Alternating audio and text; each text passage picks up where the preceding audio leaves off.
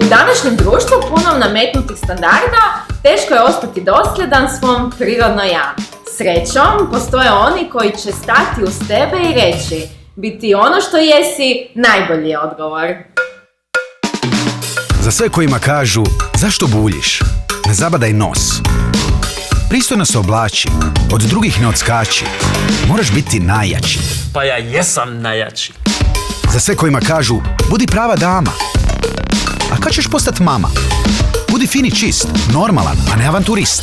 To nije pravo zanimanje, trombonist. Za sve kojima kažu: ne griješi, duboko diši, budi tiša, budi malo tiši. Biti ono što jesi, najbolji odgovor. Prirodno ja. Ideja je kampanja za Studeno, prirodnu izvorsku vodu koja godinama nije komunicirala s potrošačima. A ima li što prirodnije od toga da prirodna voda podupire ono prirodno u nama? Zato je pokrenuta i digitalna akcija Prijavi prirodno ja uzora, koja je pozvala pratitelje na prijavu onih koji inspiriraju svojim prirodno ja. Tako da nemojte mi sad ništa govoriti, nego lijepo odite na www.prirodnoja.hr i prijavite ih kao vaše prirodno. Ne zaboravite da kampanja počinje točno 1.7. Dakle, 1.7. prijavite svoje prirodno ja kandidate i vidimo se u knjizi. Iz mnoštva prijavljenih, 20 njih odabrano je za prirodno ja knjigu, manifesto koji kroz životne priče pokazuje koliko je važno slijediti prirodno ja. Studena je stala iza svih njih i umjesto isključivo proizvoda odlučila je promovirati ono prirodno u nama.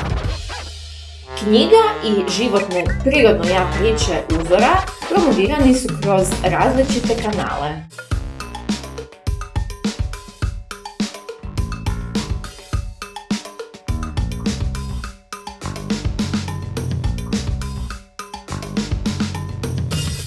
Dio uzora osvanuo je i na City Life plakatima s poveznicom na intervju, poput onog veslačice Nataše koju su odbili trenirati jer je prestara, da bi za 6 mjeseci samoukog treniranja postala prvakinjom države. Prirodno ja filozofija brzo se proširila društvenim mrežama. Prihvatila su ju mnoga poznata lica, a što je još važnije, ljudi iz naše neposredne okoline. I tako postali dio pokreta koji promovira ono prirodno ja u nama. Kao rezultat, zabilježen je trend rasta prodaje, porasla je svjesnost o brendu i okupljena je zajednica prirodno ja ljudi,